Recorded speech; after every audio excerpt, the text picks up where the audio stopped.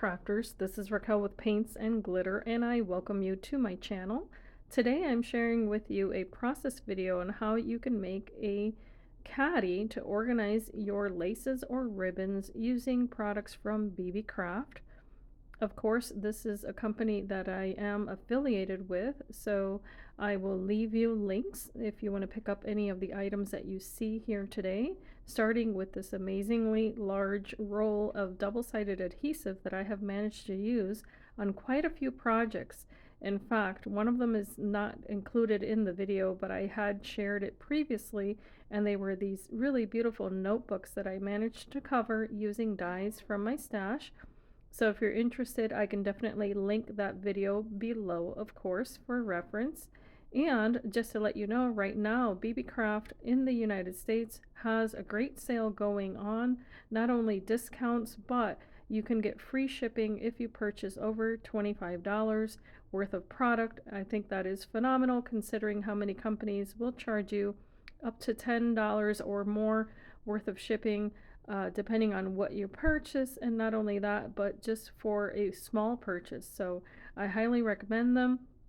In the video here, I am showcasing this roll of adhesive as I mentioned, and I'm also going to be sharing with you how you can make the box, as well as use some really cute wax seals that you can purchase from Beebeecraft. They have all different styles.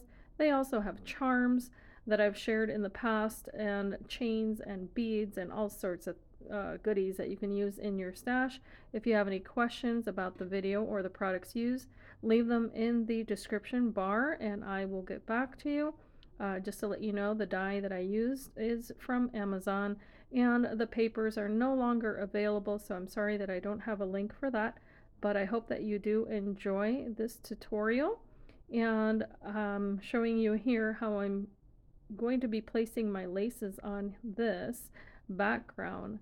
I thought it was so very pretty, and I look forward to organizing my entire craft room, and I thought that this would be a really wonderful way to go about it, to start just personalizing items and using the products that I already have available to make the drawers look pretty and not just have things randomly placed inside of them.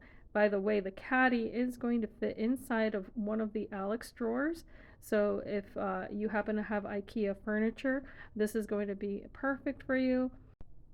And the pins are readily available at Beebeecraft, or you can pick them up at a local craft store such as Joann's.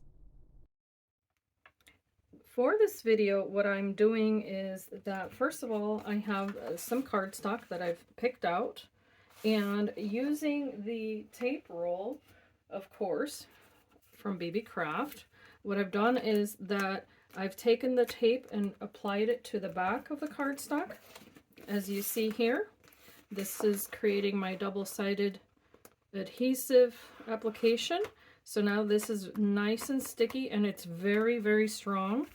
And I have here some chipboard that I've cut down. My intention for this is to create the holder that's going to house my little ribbon storage. To create this base, what I want to do is to have you first cut a piece of chipboard, and it can be the thickness that you prefer. This is the heavyweight chipboard that I generally use for making books or mini albums. This is cut at 5.5 by 8.5. So because it comes in a 5.5 by 11 sheet, I just cut that sheet in half. So it's 5.5 by 8.5. It's going to need 4 sides. So I determined that I wanted the height of the sides to be 2.5 inches tall. So my pieces measure 2.5 by 8.5, 2. And then I determined the other pieces would be the same height, which is 2.5 inches tall by 5.5, because it's going to be for the upper and the top and bottom of the box there. So these are 2 pieces at 2.5 by 5.5. Now, to join these, I'm going to share with you how I've decided to go about it. So basically here what I did is that I took some strips of the cardstock And I have cut them down at the same height of the box, which is 8.5 inches tall, and they are going to be 1 inch wide. You can do this 4 times. I'm sharing with you how I have done it here just once, but you can have 4 strips of that 8.5 by 1 inch, and then 4 strips of the 2.5 by 1 inch. And later on you'll see why. Now you're going to want to score these at 1/2 inch. So right down the center for all of them. And again, I'm sharing how I did this twice. However, you can do 4 strips of each.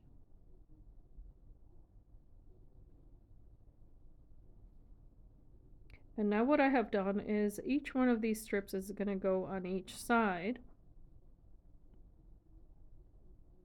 And first I'm placing double-sided adhesive on all 4 sides of this base. You can also do it on the opposite side if you like. It depends on how you're going to apply your paper, but you just start at the perimeter. And then I am using this little pokey tool to remove the backing. I'm folding the cardstock in half and placing the fold line right along the edge. I'm going to repeat that 4 times. Again, placing the fold line along that edge, and then I am removing a little tiny sliver off the corners. Now, I had intended on cutting this piece at 5.5 by 1 inch. However, I made an error and I measured it at 4.5 inches.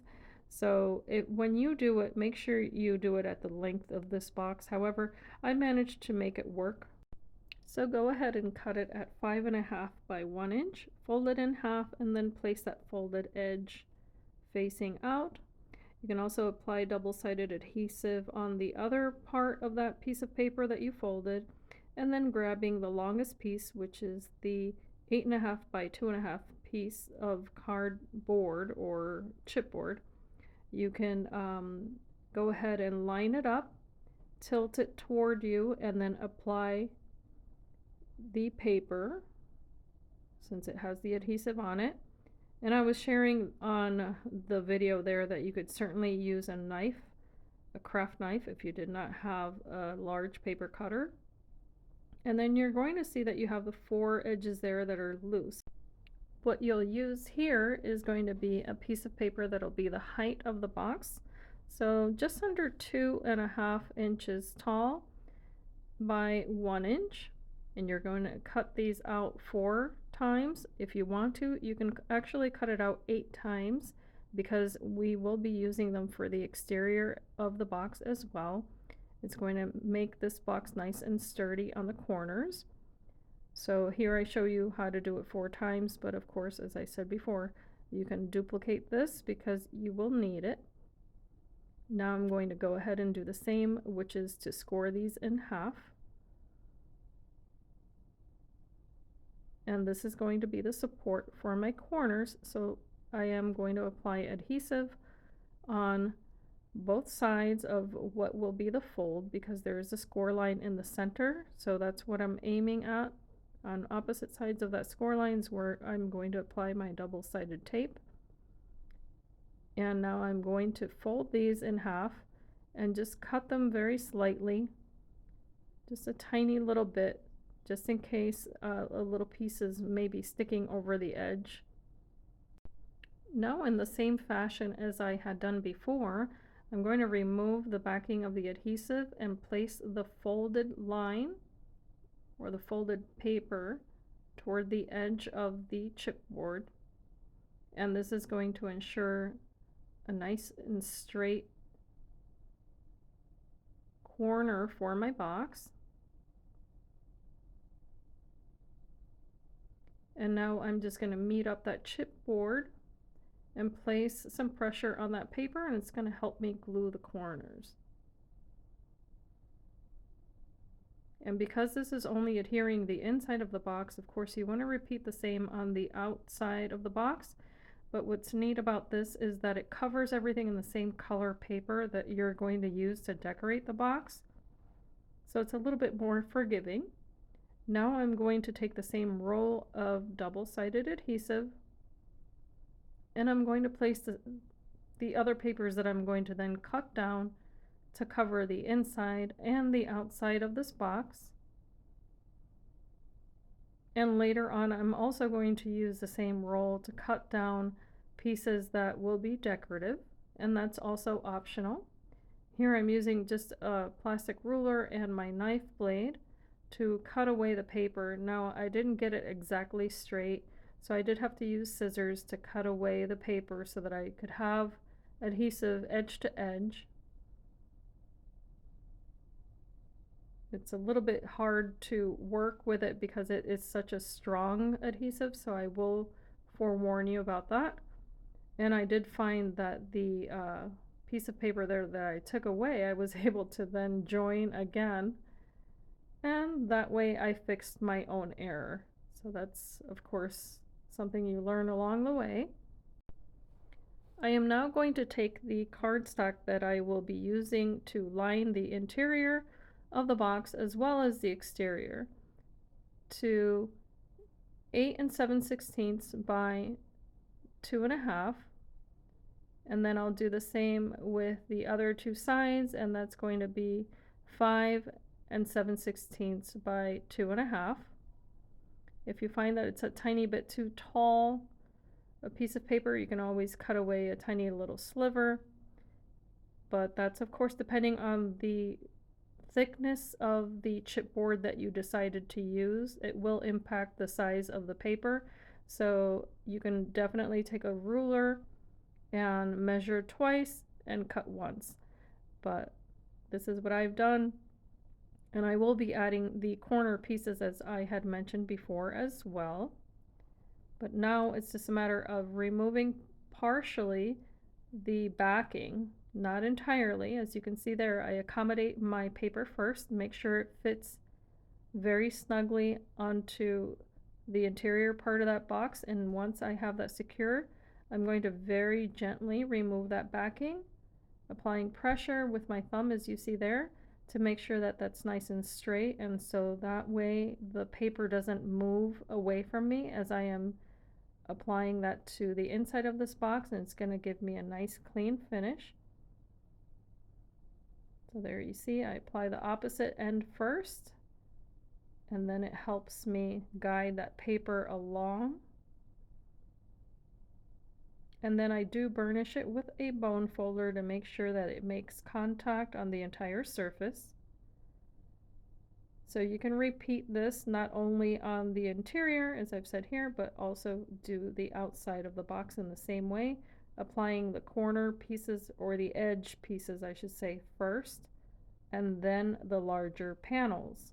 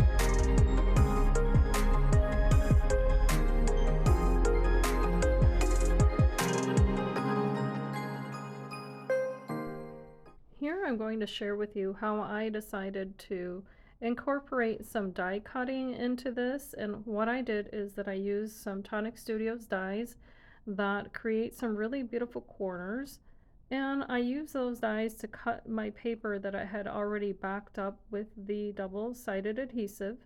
And this would be a great idea if you have the intention of keeping the box on your desk or a tabletop. That way you get a really beautiful finished exterior to your caddy here.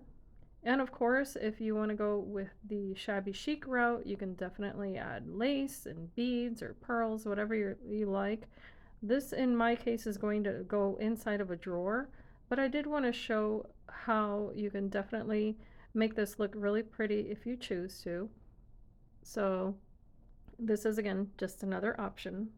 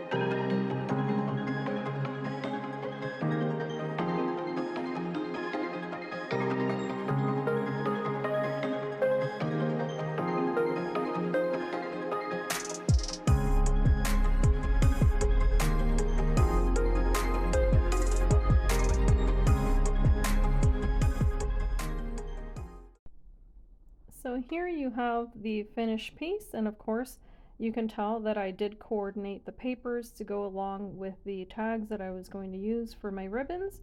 And here inside of this adorable little envelope that I created, I have used the wax seals, and I also placed some inside. And I wanted to show how you can definitely use a smaller spool for other items and different ways to use the box.